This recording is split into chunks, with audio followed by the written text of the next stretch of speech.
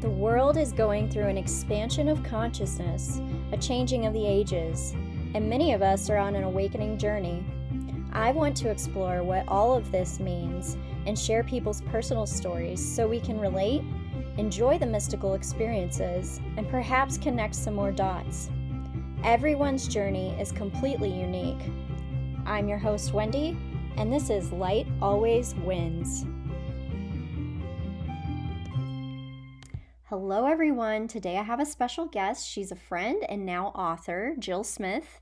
She has written My Shadow, My Friend, A Path to Authentic Self-Healing, and this book is illustrated by Lindsey Ridgeway. So we're going to talk about her journey, and she's also going to read the book for us, and I'm really excited for you guys to join us. So welcome, Jill. Thank you. I'm so excited to be here and to share this story, this book with you guys. Excited to read it and just chat all about it. Yeah. It's been a long process. Nice. Yeah. So do you want to tell us just a little bit about yourself before we get into it? Sure. So a little bit about myself. I I am kind of a jack of all trades, or I guess a Jill of all trades. I have dabbled in many things over the course of my life, and it's always been rooted in the natural world and family. And I've always loved being with children. I've had time as a preschool teacher, and I'm a mother. I've always loved gardening and kind of nurturing and tending to things. So that has brought me to lots of different ways to explore those themes, really. Yeah. Yeah, because it's everywhere. So I'm currently a landscaper and nurturing in that way. Never really thought that I would write a book. I thought when I was younger, I always loved telling stories. And I did like writing stories when I was little, like in elementary school, but it was not something that was necessarily a goal of mine ever. And it's just been a really interesting unfolding that here I am, the author of a book, and I couldn't be more delighted and surprised about that. I was really shy growing up, and so this was something that was really big for me to, and I think a lot of people in general, to put yourself out in a way where you take something that's, inside your heart, very special to you, and translate it into something, using art or whatever way, in a way that is something that can be shared with others around you, not keeping it all to yourself. So, but I'm just really excited about it. Yeah, this book is about really my remembering and feeling curiosity and joy in being a human, and everything that comes along with that, and letting go of really a lot of fear that I had as a younger person around emotions. And I don't think I'm alone. I think like in the knowing that emotions are intense, and they used to scare me, especially the ones that are less encouraged by our families or our societies and our culture, such as anger, or anger particularly, but that can be rooted in a lot of in other things as well. And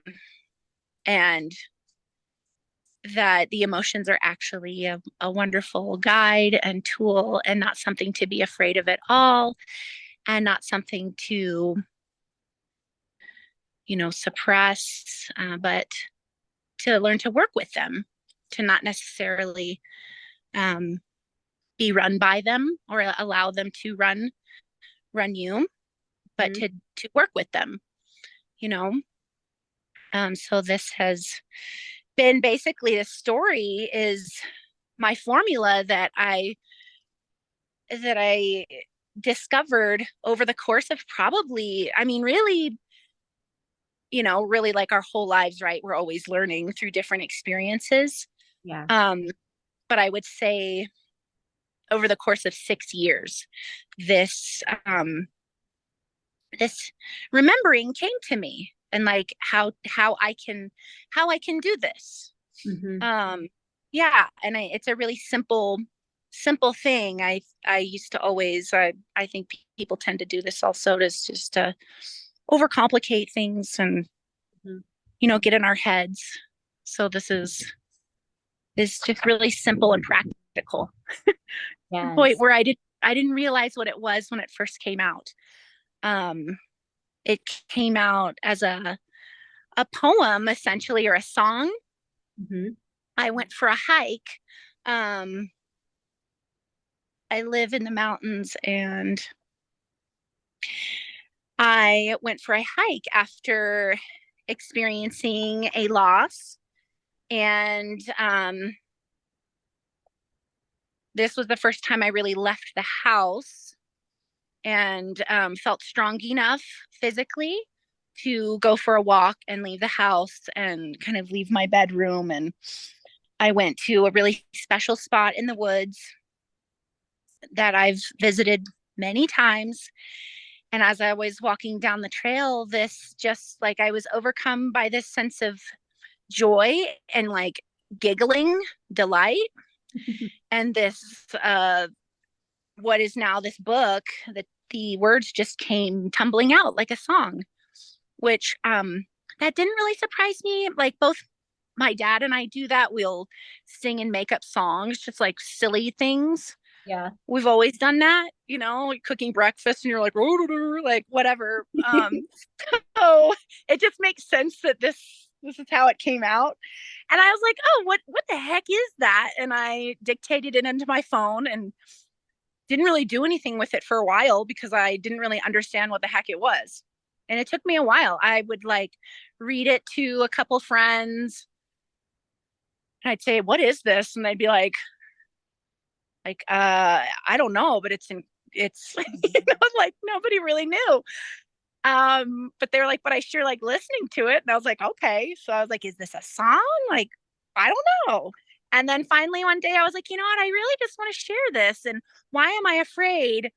Um, I don't necessarily like every song or every book or everything that's out there. And why am I so worried? Why am I putting that on other people that they might not like it? Like, Mm-hmm. big deal. It's totally okay. Yeah. Um, so, and then another part of this process was I have a tendency to do everything by myself, and that's really like me trying to protect myself. So Mm. I knew that I wanted this to be a book, and I love to draw and I love to paint. Mm-hmm. And before I never really thought that I would write a book. Mm-hmm. I'd been told before, oh, you can illustrate a book. And I was like, oh, should I illustrate it? And then I was like, no, it's really important to me that that's part of this process. If I'm going to share this with others, let me find an illustrator to share this with. Um, and so I reached out to a bunch of people, a bunch of artists, through Instagram mostly. I would find their art, and if it resonated with me, I would write to them. Mm-hmm. And they were all too busy, and I kind of got frustrated and gave up and a little bit, and was just like, well, crud, what am I going to do? I've never done this before. I don't really know. Um, but then I reached out to Lindsey, and she, like, I was almost about to give up. And then I reached out to her, and it was just funny. And like the whole process of working with Lindsey was this way, where I emailed her what the book was about. And she was like, I've actually been praying to illustrate a book. It's actually a goal of mine, something I dream of, to illustrate a Wow. book. And I was like, oh, okay, cool. And then we got on the phone together, and it was just effortless conversation. You know, when you meet people, some people you just meet and it's the conversation just rolls so easily, and that's how it was. And um I didn't really put a time frame on when I wanted the pictures from her, the paintings.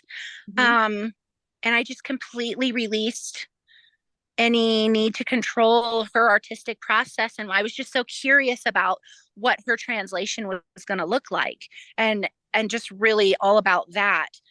So it took, I think, a little over a year for her to complete all of the illustrations.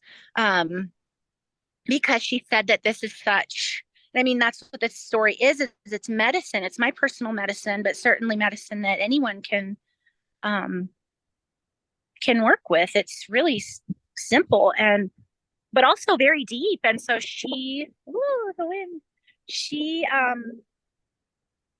would always come to me after a verse, you know, because we had to talk about how we were going to break up the poem and illustrate it page by page.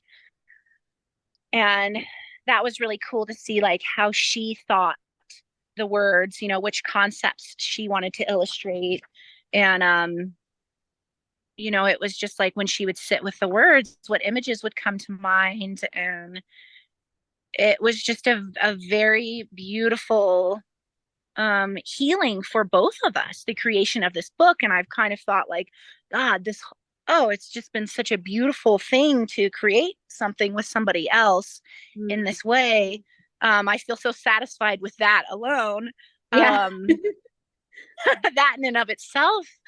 But but now to be able to, you know, come and share it with you and your listeners, and you know, people in my community. I haven't done a book reading or anything. Like, this is my first book reading I'm going to do with you. And I'm just thrilled to share it. I just, Awesome. yeah. So I really enjoy hearing about your journey, and I also feel like I was on it with you a little bit from the distance. yeah. Like you had shared what you'd written before and you were looking for an illustrator. So it's been cool to see you at that beginning process and now to see it burst, like Yeah. it's so fun to see people create. And I resonate so much with what you're saying about wanting to work with other people and not be the one that's just like doing it all yourself. Like I think that's so cool that you use this as an opportunity to sort of dive into what that feels like and to release control. Like when you said that, it just felt so good. And the other thing I have to comment on is when you said this is your medicine, the wind just picked up all around you. And it felt Yeah, like nature was like, yes, this is powerful medicine. it is. Yeah, and there's been times in the creating of this book that I was like, I am pissed. I don't like this. Like, this medicine is bitter right now. And because it asks me to self reflect, and it asks me to take a look at discomfort. And, you know, that can be really painful. Yeah. And, um, and I used to just like resist. I wanted to be just comfortable and at peace. And I had such, I just didn't know how to process anger specifically.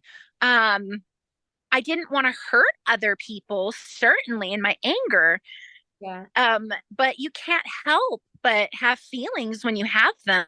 They just happen. They just come. Yeah. And learning to work with those and not lashing out at others, or feeling shame about feeling a certain way. You know, Right. telling yourself, "Oh, you're this and that." That internal monologue, geez, can be so critical Yeah. sometimes. And it was like when I came to meet myself through this medicine, it's always been very easy for me to be compassionate and give to others. Yeah. particularly little children, if a little child comes and sits with me, I'm gonna drop everything and listen. But it was much harder for me to bestow that same kindness to myself. And so when I would meet these less comfortable emotions, I taught myself to, because this is what worked actually, like pushing it down and telling it to go away didn't work at all. In fact, it brought me more pain. Yeah. So I learned that, like, oh, actually seeing this emotion as a small child, for me, that helped me soften and just sit with it, and just Yeah. listen to it and hear what it had to say, and then go from there, just to acknowledge that feeling and say, well, I am feeling this way, now what? Right. So shall I just read it now? Sure. Yeah. Okay. I'd love that. Okay. All right. Is that wind very loud? It is just windy now. I can't hear it on my end. Okay, good. Yeah. Okay. My shadow, my friend. These illustrations are just incredible. Okay. Human, full of rage. It's time for you to break your cage. With your feet firm on the ground, let your heart grow round and round. Let go of all you have been taught. It is the tiny voice forgot that says, I wonder, tell me more. From where you sit, I must implore. Is it true? I will look and see. I will use my lock and key to open up my breath so strong. I'll process all that has gone wrong. Connect to everything. Tap right in. Drop right down. It is no sin. Listen deeply to a share. Then take it in and leave it there. Hold its hand. Don't be afraid. Now take a breath again.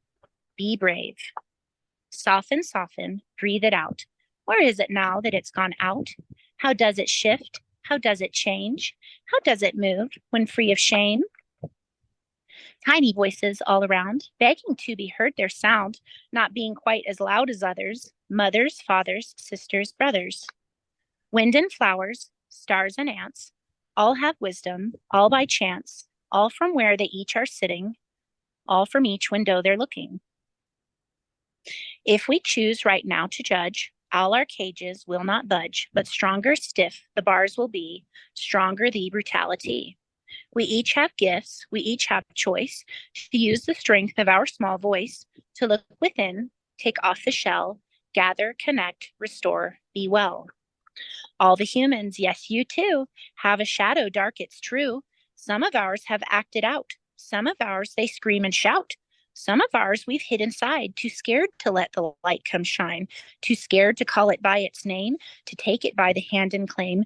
You will not lurk, you will not scare, you will not make me shrink or care about if someone else can see the shadow hiding deep in me.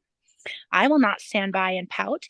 And if you reach your one hand out to lift me up and help me stand, then what a change that will demand. A ripple growing out so wide will surely meet the other side of what I think I cannot touch, of what I thought was far too much, far too big, far too deep, far too stuck, and far too steep. I'll see that what I thought just isn't true, and what I actually can do, and how we all do intersect, and how we all truly connect.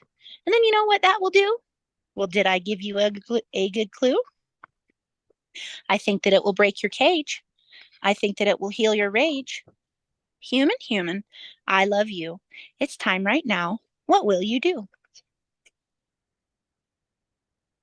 The end. I love it.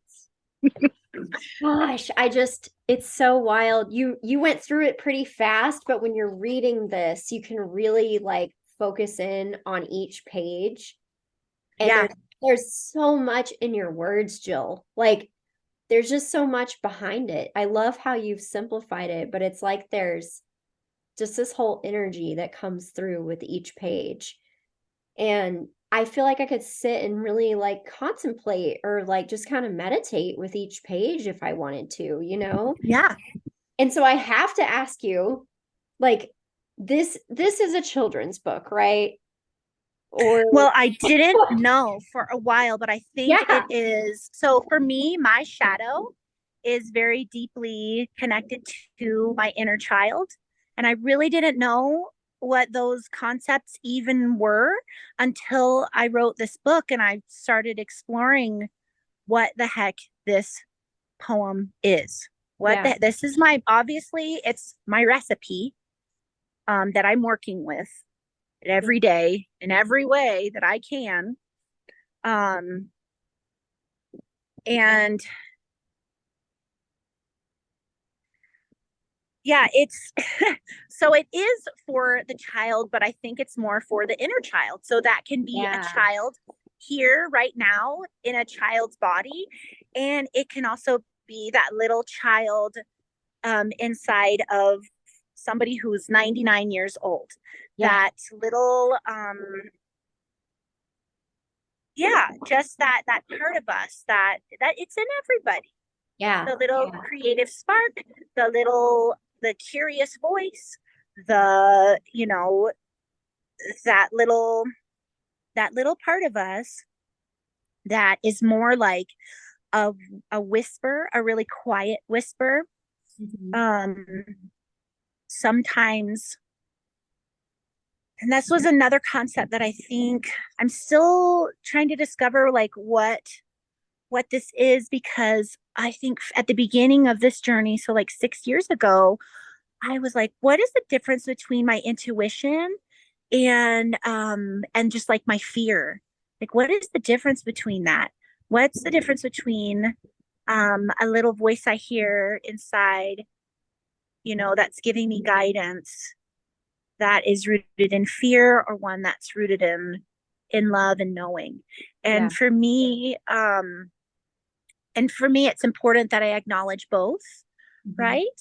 Because I think they're both valid. But for me, for a long time, I um, couldn't even hear the quiet one because all I could hear was the loud one. And Yeah. so that was, I was missing, the quiet Yeah. one. And they're Yeah. both important, right? So um, I think I had to listen to that loud one, like really, really listen to it and really unpack that loud one at first. So then Yeah. I could hear the little one, Yes. that little quiet one. And that So, kind of, you're sort of starting to answer another question I had too, which mhm, was in the illustrations, there's like, like I guess you would say an adult size being like a yeah, person. And then there's this little golden kind of character. And I was so curious, like, how do you, I know it's totally up for interpretation, but I'm yeah, starting to hear you interpret it as that little voice kind of, that little, there's yeah, like a little golden character. And I was like, who mhm, is that? Like, is that the soul? Is that the inner child? Like the higher mhm, self? Like who is it? I was wondering myself. So yeah. Well, and that was an important concept that Lindsey and I were working with, is that it's really important for me that that much is left to the reader's interpretation, like their own interpretation. I think that that's so important and valid, and special, and it helps them make this book their own medicine. oh yeah. Yeah. Um, and for me, that little light is, it's the little whisper. It's the little knowing that's just always been there and just been so patient, and just never never gives up, and never, it's love, Yeah. essentially. It's love. And I have to have that, like, the throughout the story there's these different characters, right, that are representing something darker, whether it be like the scene itself with the human figure, or something that the human form encounters outside of itself. Yeah. um um and then at the end you'll see, like, they they all are working together. Yeah. They're all holding each other, and Yeah. So and that's another reason why I'm so interested to share this with other people, because I want to know how they interpret it. I'm so Yeah. curious. I Yeah. want to know. I Yeah, love it totally. because Yes. because that just helps. Um, I just love that. I love being in relation to others. Yeah. I really do. Um, we're just, it's just so cool when we're all working together and when we're all creating together. And it's not always pleasant. Yeah. um, Yeah. and there's just so much gold there, though, really. Yes, it's true. It's true. And I just love this book for people right now too, because it's the world is just it's crazy. Like, I mean, honestly, it's like it's pretty chaotic out there, and people are being forced to really face their fears and going through a lot of different emotions and things. And I think that it's sort of that like it's a there's like a collective big scary shadow we haven't been acknowledging that we're now having to acknowledge, right? To get onto the other side of something else, to something else. And I think that myself included, like what you were saying earlier about not really feeling safe feeling your emotions or feeling all the different emotions, like I see in you and I we're both very like it's easy for us to be like upbeat people, you know, and so it's those harder emotions sometimes. If it's pretty easy for you to just go on and be upbeat, it's the harder ones sometimes that get pushed down over and over and over and can be hard to deal with. When if we just can sort of get into a flow of paying attention to what arises, when we get on the other side, it's it's so nice. And something I actually thought of today, I somebody sent me a video of this little kid who is just like this amazing soul. It's like he came to this earth and he didn't forget anything or something. He's like like a little kid genius. And he said something like when people have negative energy, he said bad spirits are negative energy. So if you have negative energy, you're like putting it out there and it goes out into a little ball and it kind of like becomes this negative spirit or negative energy, and it thinks it's a being, but it kind of is and it kind of isn't. And I just think about how all these ignored feelings and this negative energy we have just gets projected out, and it's like you wonder like why the world is crazy, because we haven't been acknowledging these feelings and these energies for so long.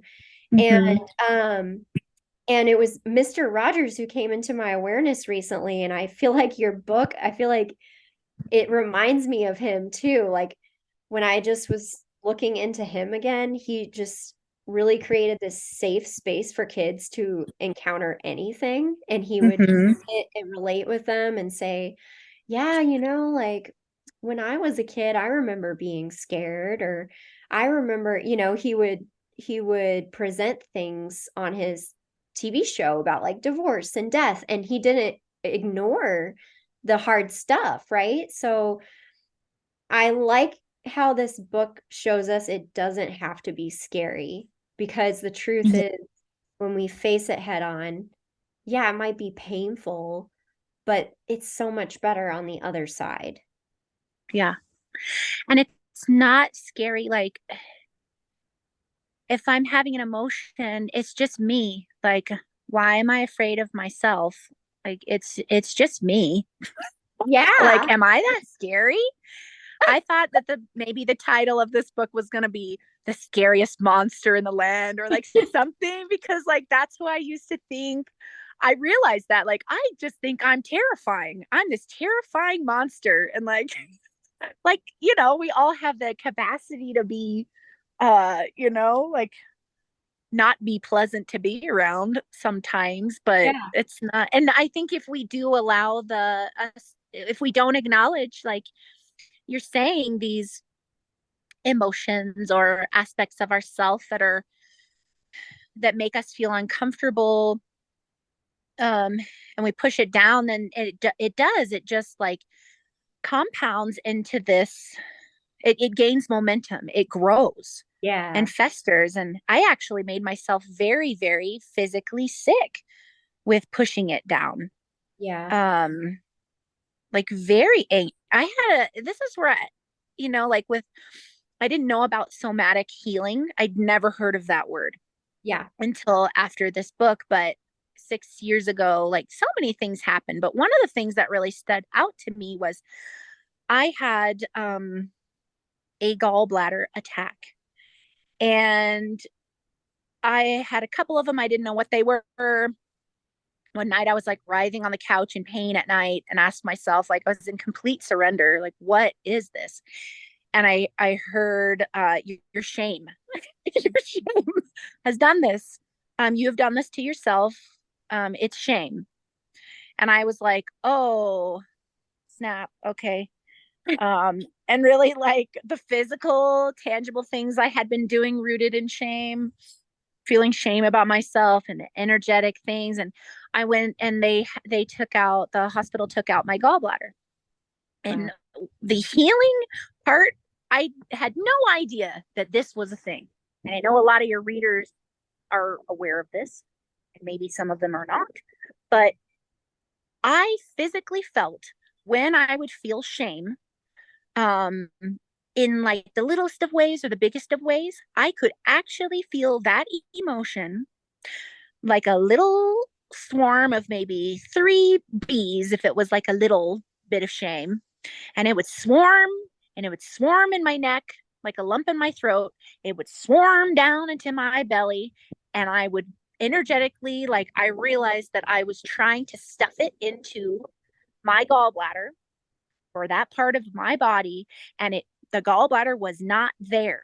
And then, oh man, that swarm of bees would like multiply by 10, and it came out of my mouth, and I was this like temper tantruming little, like, my anger would just explode out of me, and I was this temper tantruming person for like a good month because I hadn't ever allowed myself to even address how a certain situation, how I felt about a certain situation, or what a situation brought up in me. Yeah. Like a trigger, I guess. Yeah. And um that was really interesting.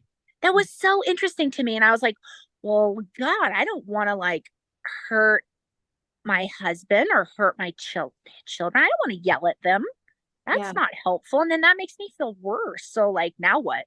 Yeah. Clearly this makes me feel, so now what? Okay.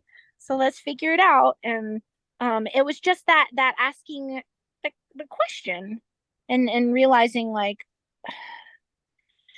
and loving myself, and not like shaming myself and feeling worse, but like, let's deal with this, Yeah. like, that's because of love, because I love these people around me. um Let me find out what love has to say about it, you Yeah. know Yeah. um yeah, so it's just, and like you said, it is like each verse. I didn't know if maybe this needed to be 2 books, um because like you said, I was talking with a friend a couple nights ago, and she said, Jill, I haven't even gotten through the first 4 pages, because I will sit with a page, and it brings up so much for me that Yeah. I haven't even finished the whole thing. And I think that's one of the reasons why, because I honestly was thinking that this was a song at first. And then I was like, no, let's make it a book with illustrations so people can really sit with each verse, because each verse is a key to unlocking into healing. Like, they're all important parts, and they're all like, I didn't come to all of those parts in one fell swoop. It was like a little, like, little lily pads that I went from one to the other. Yeah. And then putting them all together, it's a recipe. But each separate part is really, really important. And if, like, it was really hard for me to just do the very first step for a long time, you know, just the first step of like acknowledging even that I was angry and allowing myself to feel angry or whatever emotion. Yeah. That was really, really hard at first. And just sitting with it and just being like an observer. Yeah. Um, and then that leads to the next step. So that it's all important. And I think I've been having a hard time lately with um like that each step is important and to not discount any part of it at all.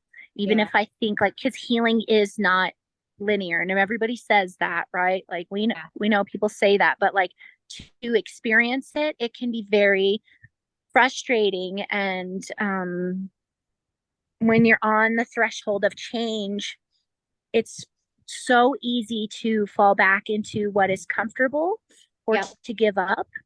And that's what you're saying. I heard you say that, like, on the other side, on the other side of it is just, it feels easy. If you feel peace, but like right before, it feels terrible. Yeah. Well, it's like the way I feel about it is that it's almost like, and when I say on the other side, I don't mean Yeah.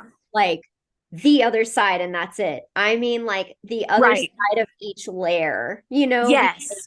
like Yeah. it's layers that you go through. And what I Yeah. find myself is that when I'm about to push through a layer and be done with an old pattern or something, my that little voice, now it'd be interesting to try to figure out which voice this is. I call it the voice of my ego, but it's like, hey, no, no, no, no, no, we don't want to change. We don't want to change. Change Mm-hmm. is scary.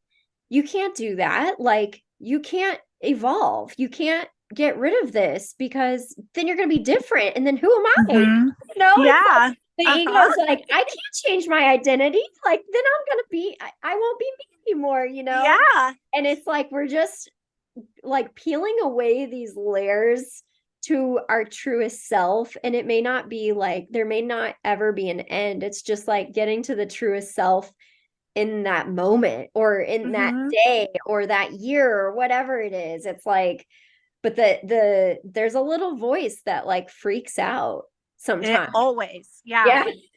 Yes. I I named mine. I gave mine like a funny like because it really helped me like um humanize this part of me and to like I guess just to find humor and love. And when that part of me starts talking, I don't do it so much anymore, but like in the beginning I was like, "Oh, Tiffany, like thank you so much for trying to keep me safe, but I actually don't need that right now. Yeah. This actually isn't danger. This Yeah. really isn't like we're not in danger. No Yep. one's, I'm not going to die. Like, actually, this is okay. It's going to Yeah. be okay. Trust me." Yeah. And then, Yeah. Like I like to yeah, talk to that voice as if it is my inner child. yeah, Like it's okay. We it's can do okay. this. Like you can come with me if you want. Just Yeah. you can't keep saying that though. Hmm. Like, I hear you, but it's Yeah. okay. Like, yeah, I'm Yeah. going to be all right. I know this is scary. It's something new, and new things can be really scary or they're awkward. And you're like, I feel very awkward in this moment, Yeah. Yeah. because this is out of my comfort zone. But honestly, like what I have been doing is not comfortable, anyways. Yeah. So, let's try something. Let's just try something else. Let's see, you know? Yeah, it's funny too because you have me thinking about this other part of us that is like just pure energy, and it's like dropped into this really dense human body, and it's navigating this like crazy world. And there's like a part of us that's like, but can't I just be? He's like, do I have to Mhm. go out there and like mess with all these people and do all these things? Yeah. You know what I mean? Yes. It's like, Yeah. it's so interesting when you really start thinking about the different parts and the different voices, and they each have their place at different times, you know, but it's like Yeah. we haven't been listening. We haven't been listening to our inner world for a long time, it seems like, and we've been outsourcing that listening to other people or to authority, or Yeah. um and so I think that the world is really the way it is to give us the opportunity to want to shut it out and go within and Yeah. listen to these voices, you know? The individual is so important within the whole. Like Yeah. we are all individuals, and together as a whole, it's a really exciting thing, you know? It really is. And I mean, I think that without the individual, we wouldn't have art. We wouldn't, and that's like I think that all humans are artists. I really do. We're not meant to all think the same and to be the same and to dress the same. And within that same breath, we are pack animals. Mhm. We need each other. And so there's that desire to be loved, and we think that that means that we have to be like the other person in order to be loved. Yeah. And or that if because I think we all have a tendency to judge, and not necessarily in a bad way, but I think that's just part of how our minds work. We're just always weighing, and we have these big brains. um we're just always calculating and weighing and thinking. um And like you're saying, the imbalance, like we need to remember that we are animals and to be in our bodies. And in order to do that, we have to have time to be quiet. Yeah. Yes. I think like, especially in this day and age, like I remember feeling intense guilt when I would give time to myself to just sit. Mm-hmm. That I thought that I would have, like, oh, this is, you should be doing this. There's all these things that Yeah. need to be done. And to just like value every step, every part, and to not feel judgment with any part of it, because it's all valid. It all has something to reveal to us. Um and that's been hard for me to do, you know. I want to just rush. I want to just like get to the gold of it. And if I'm not seeing the gold, I'm like, you know, Yeah. I like, recently oh man. I was reflecting on that about myself recently, and for me it's like I feel like a kid. I never want to clean up. Like Yeah.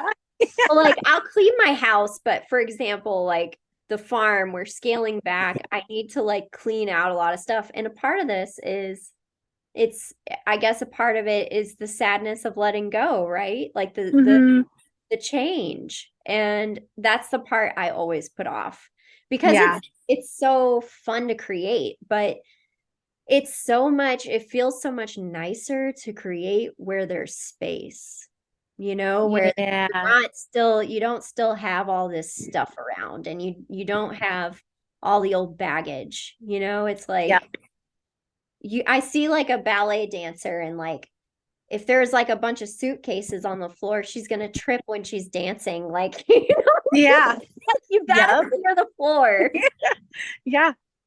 It's true. It like all the parts are necessary, and like a great deal of the dance is not exciting. It's Yeah. like you said, the creating part is exciting.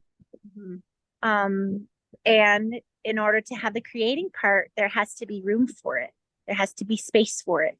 So what does that mean, right? Like you have to pick up and you have to put away and you have to clear out and you got to do the stuff that's not as glamorous and as shiny, you know. But it there is so much satisfaction when we do those lessons. Oh yeah. You know, like again, it's coming back to that when you get to the other side, like, and this is even a simple thing, you know, but it's like, I never want to do it. But then when I do, I'm like, oh, that feels so much better. Why didn't I do that sooner? You know? Gosh, like I breathe deeper. I'm just like, oh, yeah. Yeah. It's all a practice, isn't it? Mm-hmm. Yeah, it is. But I feel like what's so cool about this book, and I love how it is sort of formatted like a children's book. Like I feel like, I love how you said it. I feel like it's for the inner child, whether that be for an actual child or any age person. But what I think about is introducing something like this to a child and having a child grow up with these tools. Yes. And how amazing that can look. Like how that changed, because they are such gifts, and man, the mirror that they bring burns like nothing else. It's horrifying at times. I hear that from a lot of parents. It is. And so to be able to share this with a child, because they come into the world, they don't really like, they are open and just fresh, and they're their own people, right? They're individuals with their own perspectives and their own gifts to share with other people, you know, like we all are. And like, it's just like Mr. Rogers, he would share. It was a children's show, right? But it was stuff that grown-ups found comfort and medicine in as well. Yeah. And he actually made me feel uncomfortable as a child, but I couldn't look away. Like I was so enamored and just blown away by him as a child, and also it made me feel so uncomfortable. And I think because I was not, what he did was sit with you and let you be who you were. And he was like such the epitome of masculine love. Like he observed and said, I'm not, you know, I'm just going to sit here and let you feel what you're feeling. And that's all, that's it. That's okay. And I'm not going anywhere. I'm here. And gosh, if we all were given that as children, man, oh man, I know. Like, wouldn't feel the need to like lash out at other people as much. I mean, obviously, I think boundaries are always something that we're going to need to work with as humans when you're working with cooperatively with other people. Yeah. I think that boundaries are natural, and that's how you create within one another. And I think that is that the concept of the masculine providing a container. And yeah, he was a children's show, but it was not like, it was so deep. Yeah, it was so simple, but so profound. Simple. Just like children say things. Yes. And ask the best questions. You know? It's like matter-of-factly and natural, and just like, yeah. And isn't it funny? Do you ever find yourself at these points where you have a childhood memory of something you used to do where you were just like so purely expressing yourself, and you just are like, wow, you're just amazed by the courage that you may have had at that point. Like, I don't know if you experienced childhood that way. I did. Like, I can't like, I look back at some of the things I used to do that would terrify me to do now, Yeah. because I've been conditioned to Mm-hmm. hide away that true self. And there are things we need to learn, like, respecting, you can't stay a child forever. Like, you do have to grow up in certain ways. Right. Yeah.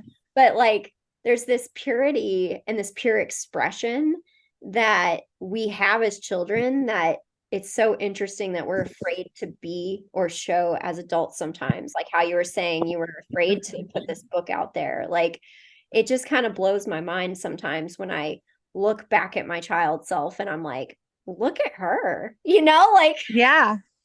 how can Oh, I I was channel a like little yeah, I was a force. Like I was this little wild, like just naturally expressing and just, yeah. I'd also, I think part of it is because I lived in a neighborhood with lots of other children, um, in suburbs, but we had the national forest backed up to our neighborhood. And I never thought about this until I was a grown up and I was like, dang, that was awesome. Because Yeah. most of my days were spent completely unsupervised in the woods behind my house. Yeah. And I only encountered difficulty with that when it was time to go to school and integrate into what is appropriate, what is, and I wanted to be we want to be loved, right? Yeah. And that we look to others, especially when we're children, for validation. We I just, yeah, there's just so much to unpack there with like associating love and belonging with um fitting in and being uh appeasing to the others, not making things difficult, and just fitting in, I guess, Yeah. with what everyone else is doing and keeping the peace. And I think there's so much fear around uh a child, especially when they have temper tantrums or like when they're expressing. It's uncomfortable to listen. I think as a young mother, I was like, oh my gosh, these people are going to think this and that when my child's having a temper tantrum. And I've seen a lot of like parents nowadays, like this is becoming more common knowledge, the more like the emotional intelligence part of it. But if we were just allowed to express, and the other person didn't rush to try and uh, like take away your emotions, or to, like, don't feel that way. Or fix you. Or fix you. Yeah. To just, like, you can tell somebody they're going to be okay just by sitting there and listening Yeah. and just allowing them to express themselves, because usually people work it out on their own, if they're given that space, and they know that they're not, bad for making a mistake or for whatever it is. You may have to hold a boundary with a child or with a peer, and that doesn't mean that it's over, that we're not friends, you're not coming to my birthday, you're not, like, I don't love you. Like, it doesn't have to be that way. Yeah. Like, that's the goal, right? That we can Well, attain to. as you're saying this, what I realize again about, I love this. I keep coming back to like, is this a children's book? Is this an adult's book? And I love it because you could have a child and a parent reading this and both getting the benefits of the lessons. Yeah. So then the parent is honoring themselves and then understands how to honor their child. It's like a parallel thing, You have to have both. I had to have understanding and compassion for myself, and then when somebody else expressed to me or upset me, or I was able to hold compassion with them more. It was really, I noticed that, like, when I was feeling insecure, that's when I felt defensive. Yeah. Yeah. But when I feel secure, I can listen to differing viewpoints and take in that perspective and listen to that individual. And I may not agree with them, but it doesn't affect, like, it doesn't, I don't feel defensive, Yeah. and that's a really cool thing. So it's like there's such an interesting polarity between like what I thought was like selfish to, take care of myself or my needs, like there is, it can be that way, right? Like Yeah.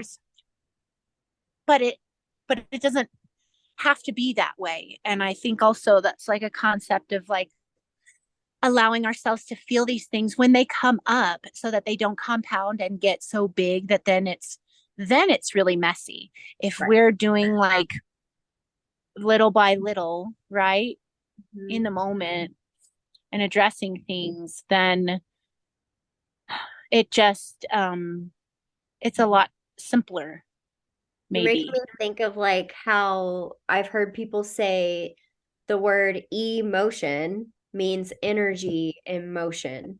And so Mm-hmm. you want to keep the energy flowing. Like Yeah. you have to feel the emotion, and that's when you keep it flowing. And Mm-hmm. there was this little chart that I drew one day. It just like intuitively came to me that looks kind of like a torus field. It's like a spiral.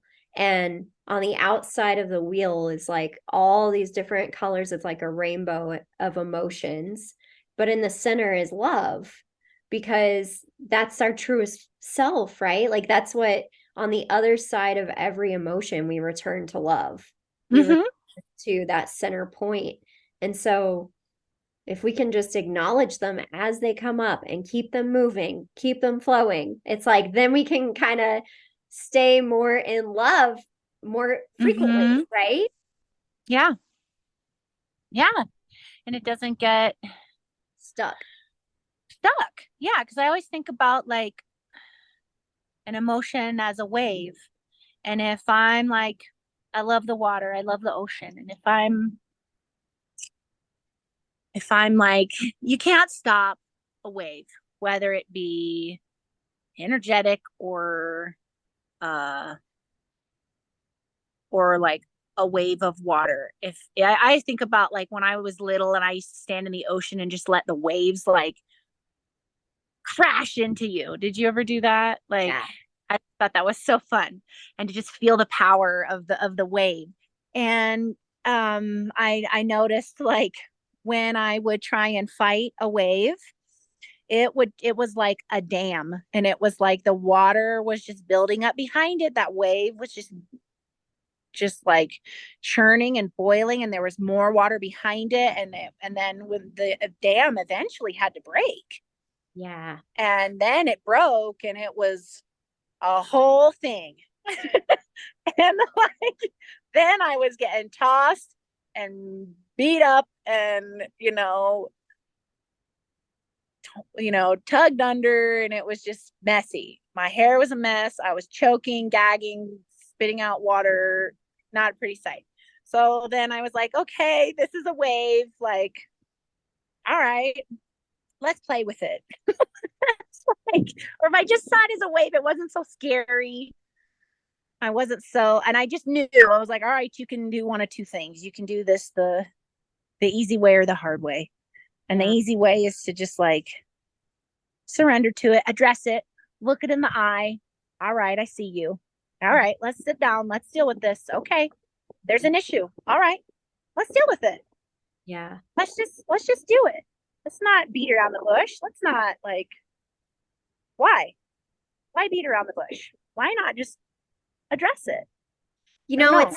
it's so wild because recently I feel like a common thread that keeps coming up through the podcast is about we have these conversations to try to help people suffer less, you know? Mm-hmm. And what's kind of ironic is just that I think by acknowledging that suffering exists and that we are going to Yeah. suffer sometimes, That is how we Yes. lessen suffering. Like, isn't it just wild? Yes. Such a It paradox. is.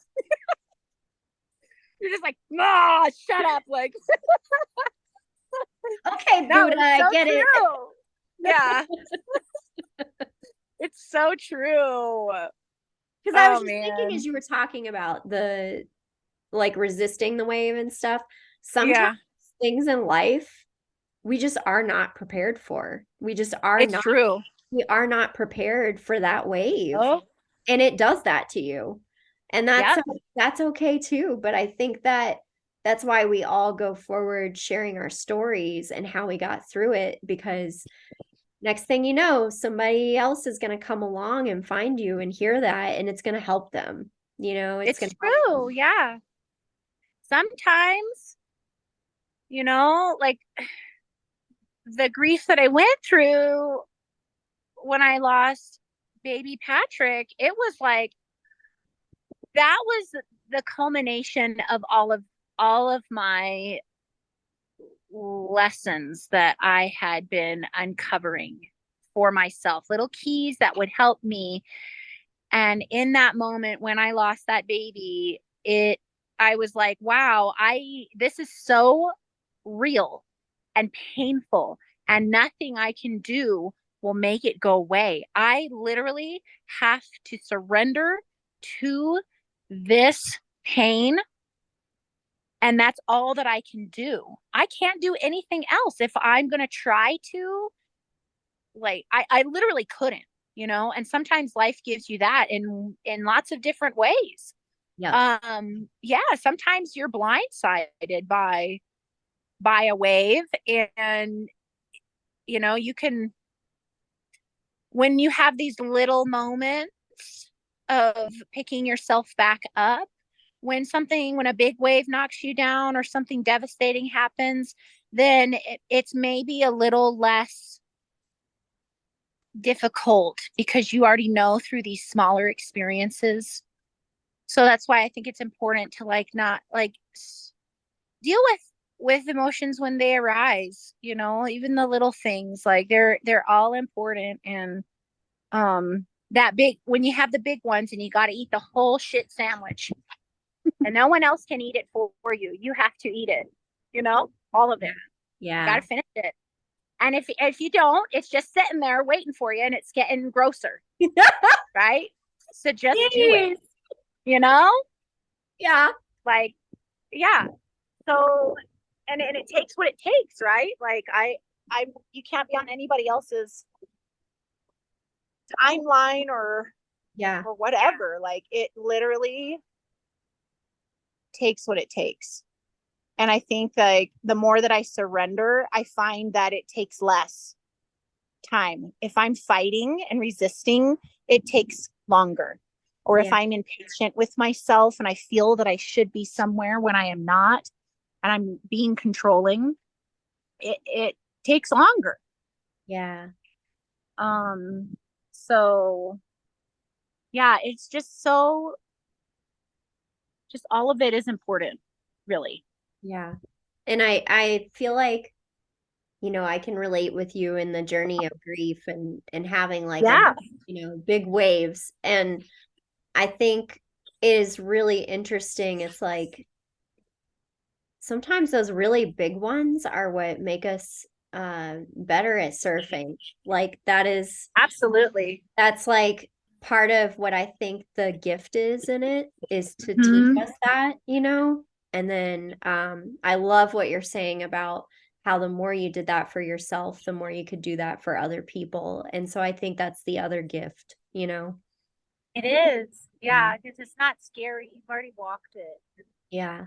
And there is like, when, because of my deep sadness and anger and pain and experiences with just the very, very bottom, you Mhm. just think that you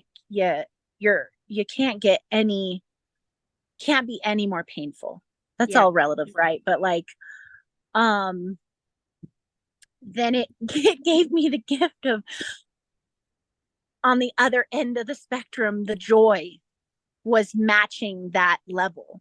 The Yeah. joy that I then found Yeah. in things was magnified and amplified by a billion. But I had to sit with the pain in order for, it to, for the other side, right? To the other part of it, for me to be able to sit with that. Yeah. And when I was in it, it was not easy to see. Yeah, I think all humans go through those. It's just a natural part of being human. Like you said, the suffering is inevitable. Yeah. It's just inevitable, but it doesn't have to be the end. Yeah. Because there's so much more out there still. Like there's so much more to be enjoyed and experienced. And I think that I also feel like a part of this time right now that we're going through, so many of us have been resolving things that have collected through our ancestors, through our own lifetimes. And I think that the lifetime where you really experience the big whammies and you work through them, you're resolving so much more than even just the one thing you just went through. And so I really, it's my hope and my prayer that in the future, people won't have to go through it as much, but yeah, right. Because it'll be easier to talk to and we won't feel that we're alone. We Yeah. won't feel the shame or the need to retreat. And we'll know that this is part of being human. And so then what? Yeah. This is part of it. So, and to address it, like you said, there has been such a culmination, a mass accumulation of not acknowledging, whether it's in our own like bloodlines, I think more than anything, it's like within ourselves and because I think that's like something that was helped me simplify this medicine as well, is to just bring this in as close in as I could get to my own heart. We can't control other people. Yeah. Hell, I can barely control myself. Like this, bring it in as close as you can get, and you will be amazed at what that ripple effect looks like, and like how there's so much pressure on, like change, like we think that it's changing other people or this or that, and it's like that's that silly saying, like be the change or whatever, but that's easier said than done. You don't really like understand the inner work that goes into that. Yeah. The discipline and the integrity. Yeah. Like that it requires, and compassion, and like it's the hard and the soft. Like it's for me, it always comes back to balance. Yeah. Finding balance, and which doesn't really even exist, I don't think. This is the podcast of paradox today. But I think there are keys in it. I do. I think that there's so much medicine in this conversation. Yeah. It's an exciting time to be alive, really. I feel that way too. And some people would say we're pretty radical for feeling that way. Yeah. Well, and I think about like, I'm just glad because I think about like my own family lineage. I think about my own stuff that I have dealt with, and like my own, issues, and my own like that stuff, and then my family, like just that small little bubble, and how, because I am addressing these things within myself, I am experiencing more peace and more growth. And that doesn't mean it's like peaceful all the freaking time. But as a whole, as an overarching theme, I am releasing old patterns that really didn't serve me anyways. And therefore, they didn't really serve my family anyways, Yeah. or my community. And I think in the past, people did not address the discomfort. Maybe because we were so busy just trying to stay alive. And now we have like life is a bit, we don't have to like go and hunt for food. I don't have to like, we have other challenges. I think we're bombarded by these loud voices all the time that are trying to sell us an easy button. Yeah. But I just find it so much easier to talk with others about deeper things, Mhm. Yeah. I think people as a whole are so much more receptive and excited and curious to have real conversations Yeah. and to get to know other people on a little bit deeper level. Yeah, I don't know. I just really do. I think it's an exciting time to be alive, and I think we're also seeing all this crap that's been stuffed down. So it Yeah. might feel really scary, but all that stuff was always there. Yeah. I We don't just think weren't any of looking it. at it. Yeah, and I think it might look like really scary because that's again what that looks like when it's allowed to fester. Yeah. If you don't, I think about like my own body and not addressing because I didn't know again, like I didn't really understand. Mm-hmm. I was just trying to, you know, live my life and do the best I could. And that's what it looked like at the time. Right. But when I lost my gallbladder, that that was a part of my body that had festered, right? And it had to be taken out. Yeah. And so, because I think that stuff builds up and builds up, and a lot of us don't address it until we absolutely freaking have to. Yeah. We don't realize like even what's happening. We're just not. I was never taught. I didn't know. Yeah. I had no freaking idea. Well, and that brings it back to why I think it's an exciting time to be alive, because I think so many of us adults are figuring things out and then because we can have to pass it along, Yeah. Yeah. It's true. It's very true. That Mr. Rogers looked for that really helped me. That saying, because I didn't hear that saying from Mr. Rogers that his mom told him about when things are looking really scary, look for the people helping. I didn't hear that until I was a grown up, and times have been very scary lately. At least for my 40 years of living on this planet. When I was a child, it was not really like nothing really. I know other people have had different experiences, and my experience was just, the worst thing that happened to me as a child was that, I was told, no, no, you can't, climb that tree or whatever, you have to clean your room. Sorry. Yeah. And I was devastated, like those were little things. So like the world has been very, very tumultuous, very loud, very scary. All the yelling voices are very, very loud. And, it was very overwhelming for a time. And I felt, hopelessness or just overwhelm and kind of hopelessness, not really knowing what to do about it. Yeah. And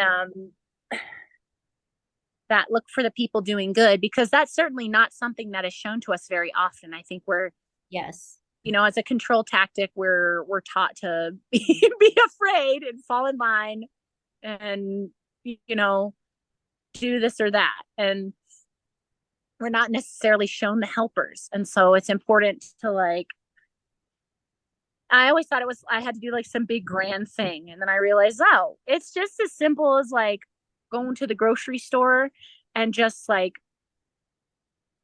not rushing, just just being a person at the grocery store, getting my things. I brought my list, and the person who checks me out, just like feeling that they're a person, and like it's making that a simple. connection, right? Yeah, it's that little, and like you don't even have to like make some grand gesture. You don't even have to like. It really is the littlest things. Yeah. And it really is the simplest things. And simple does not mean easy. That's not the same. Easy and simple are not the same. Simple is like you cut all the noise away, you cut all the crap away, and you get very clear with what the actual goal is. And that's simplicity, right? And then easy, for me, easy has oftentimes meant like whatever is going to make this go by the quickest. And it may not actually be solving anything, but I'm just basically rushing and pushing away just to make it go quick. Easy. Yeah. That's what easy is for me. So that was another thing that my son Patrick, when he passed, I just had so many crazy, incredibly mind-blowing spiritual experiences that I hope other people get to experience. I don't want them to experience them going through the grief that I did. I know that will happen to some people. But I just think that we are all so human. We've been so focused on our brains for so long that we've forgotten these other aspects of ourselves. And maybe it's grief that forced me to surrender. And then in that state of surrender, I was open to receive these other things that I had not been open to before.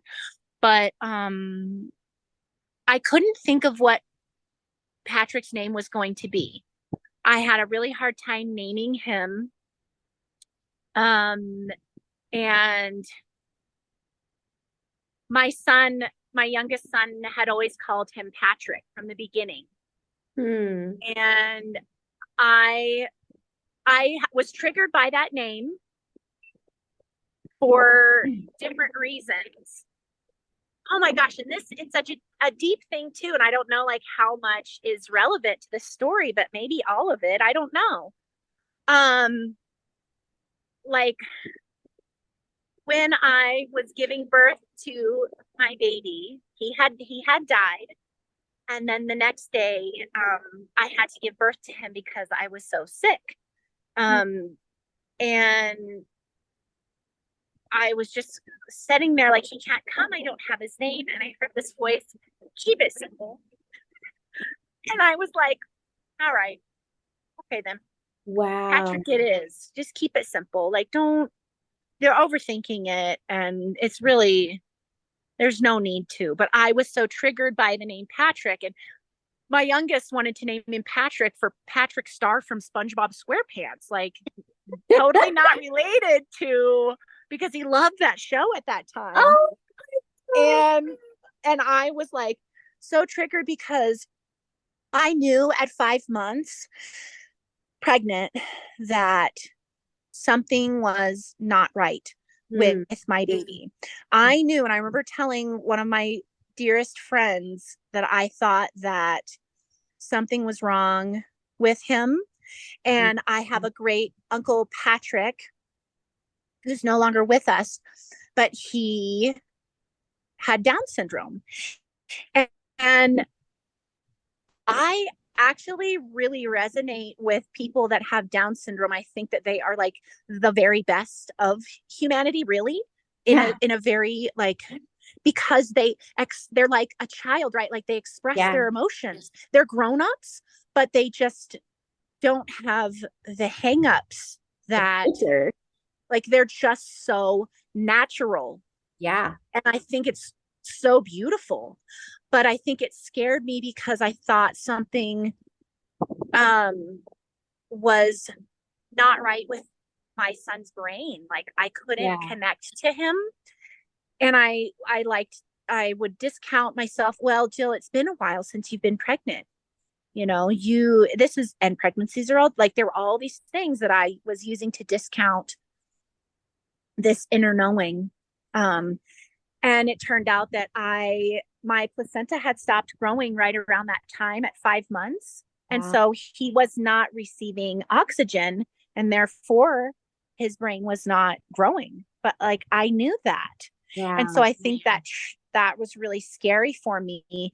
But in my experience with him, Patrick has been my angel. Like, he really has protected me and allowed me to given me permission to feel feelings that I would not have allowed myself to feel, that I would have continued to invalidate myself. And because like, it was so interesting when he died, no one will tell you like, that's not hard. Like, you will go through things in your life, and there will be people who will tell you, well, blah, blah, blah. Like, they'll try and lessen it. No one tried to do that with this. They were all just like, that is painful. Yeah. And then it was really interesting because I would hear other women would come to me. I lost a baby too, but it wasn't like, I was only 2 months. I was only this. And I would say, no, it's actually the same. Relatively speaking, you lost, a child.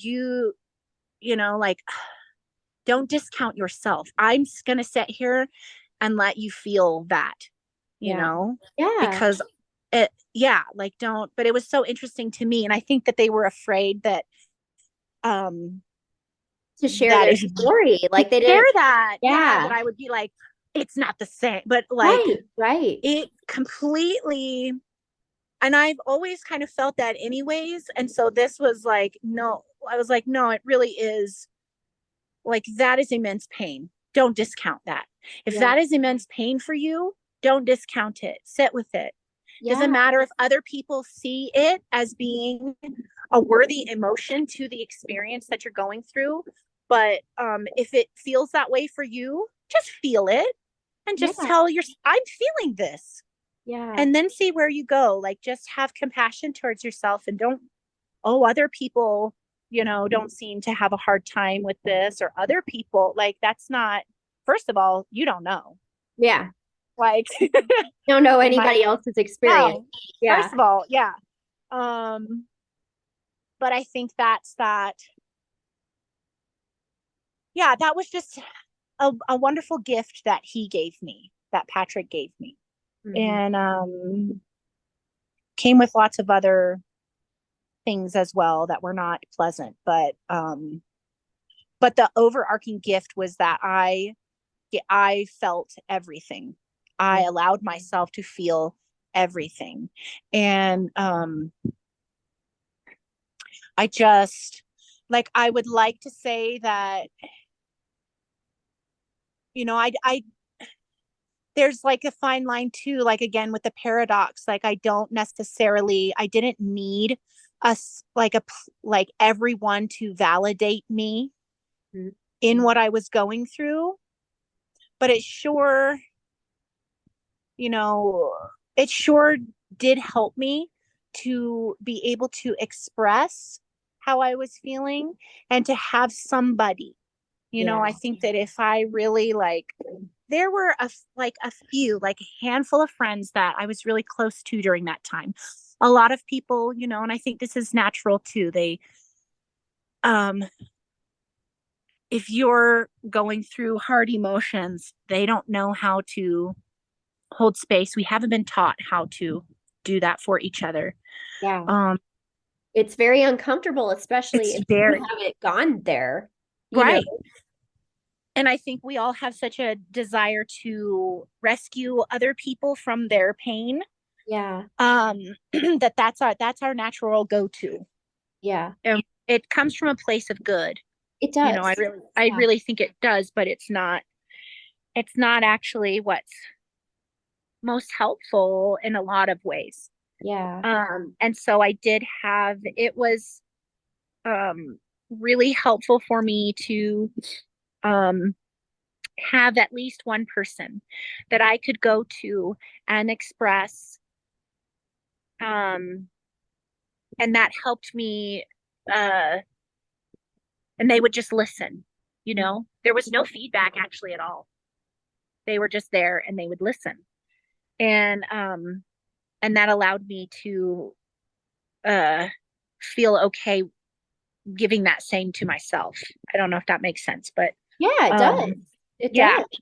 And I was creating a lot of art at that time in order to allow myself to keep the energy flowing and Yeah. not let it stick. And that came out in lots of ways. It wasn't, I never necessarily picked up a paintbrush and painted, Yeah. but it was any ways that that creative energy or that energy wanted to move anyway, Yeah. just sit with it and ask it how it wanted to, where it wanted to go. Yeah. um so that's another, like, where our bodies are so much fun. Like, they are, because we can put things tangible, we can Yeah. actually do, right? Like, Right. Yeah, I it's cool. remember I feel like uh whenever I could create, like when I was going through the hardest times in my life, that was some of the best medicine for me. Hmm. But also to be able to do that also meant that I was in a good enough place to do that. Yeah. You know? Like I know some people just like really get depressed and stuff and they don't have that kind of will, but Hmm. I kind of felt like in my own journey, I felt like I wasn't just even doing it for myself. Like I sort of felt like I was doing it for, I mean, yeah, it's interesting to try to figure out who I was doing it for. Yeah. It was like I beyond myself, you know? Yeah, I felt like I was doing it for anyone and everyone who felt like they couldn't, you Yeah. know, like, Yeah. because it had not, that did not work for me, and so I was going to try something else. And I know that if you show another way, um that that opens the door for other people, you Yes. know. They Yeah. can see it, and they might have been thinking it the whole time, and just like seeing you try it might be all that they need to try it. They might not have anybody near them that's encouraging them to try something different, you know? Yeah. I it really just takes one person, I think. Yeah. And I think that's something that Mr. Rogers would say too, you know? Mhm. It just takes one person Yeah. to see, to sit with you. Um I'm hearing his closing thing he used to say. yeah. You've made this day special just by your being you. Yeah, And that's it. That's the one person, that's it. you know, but he was talking to so many children and but Yeah, it felt like it was just you, you know? just you. Yeah. Yep. I love Yeah, it. I love it too. It's just so cool. And just the more that I surrender into the whole allowing that process to unfold, uh, the more fun I have. Yeah.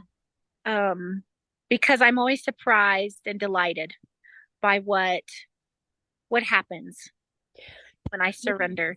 And that surrender doesn't mean like not like just waiting Yeah. for it to happen. I mean, sometimes it means just waiting and not really.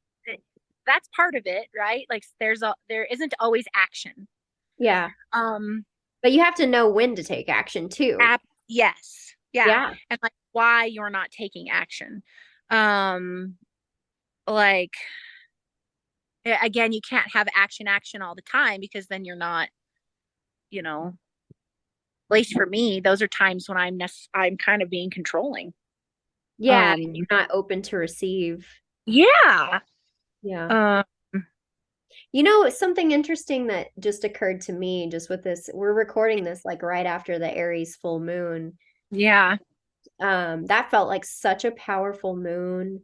And something that came up for me was I had to kind of overcome a lot of past fears that were just really small things that just really wanted to be let go of. And then on the other side, I keep saying that on the other side of that, it was like I was like, oh my God, like I didn't need that. I didn't need that fear. Yeah. Everything is fine. And maybe now I can keep trusting that everything will be okay. And it was an interesting thought because I think that I'm even a little bit afraid. I mean, it may not be realistic either, to think everything's going to be, I'm not saying everything's going to be fine all the time, but I guess I'm referring to these like specific fears that I had. It really felt like it was okay for me to let them go.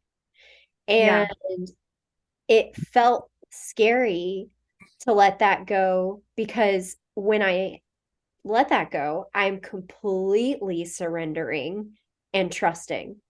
And I guess we haven't always been living in this space where that feels safe to do. And so Yeah. it's an interesting way to feel. It's an interesting new way to try being, to just completely trust that the universe, whatever comes along your path, is meant for you and is for your highest good and is for you to learn from and grow from. But I feel so much potential. I'm not saying there's not challenges, but I just feel this raw potential for just like so much joy and fulfillment. And it's kind of scary. Yeah. Right? No, that makes sense. Isn't it just so interesting? Like how even the nice things can be kind of the shadow. Like that can be kind of the scary part, Yeah. Yeah. And going to the scary places and trusting that as part of the surrendering to whatever gold I'm going to find, and trusting that that's why it's going to be okay, because there is going to be, I am going to find some wisdom in this experience. Yeah. I am going to be okay. I am going to, this may be the most painful thing I've ever experienced right now. But if I am open to the possibility, maybe there might be some sort of gold on the other side of this. Maybe. I have no idea what that is, but let's find out. Let's be curious. Yeah. Because I could have gone to a very, and you could have too, with your grief that you went through. It could have taken us down. Yeah. And taken us to a place where we did not see, and that's an aspect of the shadow, I think, that is very real. That's why both are so important. And to be open and curious and to not be afraid to my shadow, my friend, right? Like these feelings. Okay. And sometimes I have to let a friend go. Sometimes I outgrow a friendship, and to also not be afraid of that, to not hold on to things just because I have been and I'm afraid of what's on the other side.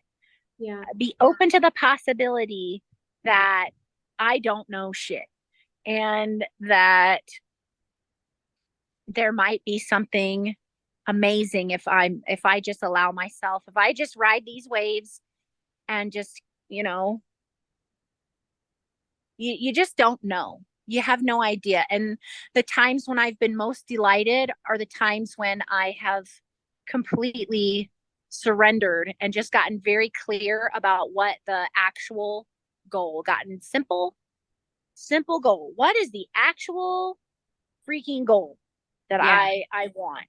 And then to allow myself to receive. Sometimes that means taking these little steps. Sometimes that means resting. Sometimes, whatever that process looks like. But to not try and control and say, I will receive this, and it will look like this. Yeah.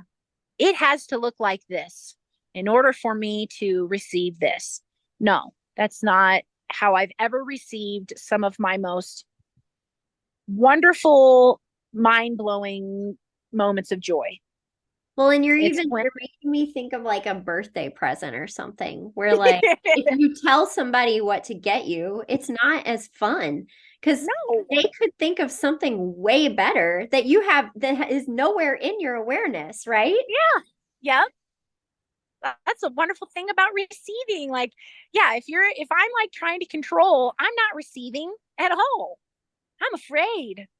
Yeah. I'm afraid that, yeah. But to actually receive, and that's also something that there's a lot of shame, I think, in our culture about receiving. Yeah, for sure. Yeah. So I don't know. I'm just so excited to hear like how other people interpret this, like these pages. Yeah. It was just so cool to see how Lindsey, my illustrator, interpreted these passages. Like it was, and that was part of the gift, right? Part of receiving is she was like, do you want it to look like this or this? Like, what is your vision? And I'm like, my vision is opening and receiving. Yeah. But I trust you. I trust your artistic process. And I wanted her to have the complete freedom to explore, because I think that's when the most amazing art is created. Yeah. It's such an individual human thing. It cannot be like nobody's art is the same as another person. Right.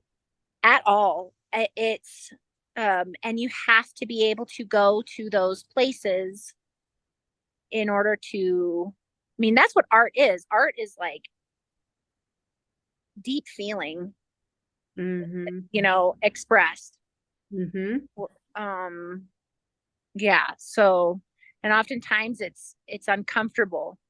Like art stirs up different emotions, which is the cool, I think really incredible art does that. So, yeah, this has been so fun. It has. I feel like we've just been like cruising around the universe in this conversation. I feel like we're in a little like Power Wheels Jeep and we're just like, yeah, this is how I feel about life, Jill. Like our kids' selves are like saying these deep, profound things to each other. I love it. It's fun. I love it too. Well, yay. Thank you so much for sharing parts of your journey, for sharing this gift of a book with us. And I just really appreciate it. And I'm so happy to witness you through this journey. It's just so cool. It's my honor. Yeah, it really is. And thank you for being, here with me. It's just been so cool that we met like long ago and then reconnected, and just really cool. So I know it's funny how life works sometimes. Yeah, it really is. Thanks for joining us on this journey of an episode. You can find Jill's book, My Shadow, My Friend, on Amazon, and there will be a link in the show notes as well. And if you enjoy this podcast, can you do me a favor and click the 5 stars, maybe write a review, and let us know how it's helped you in some way. Maybe share it with a friend. And until next time, remember, light always wins.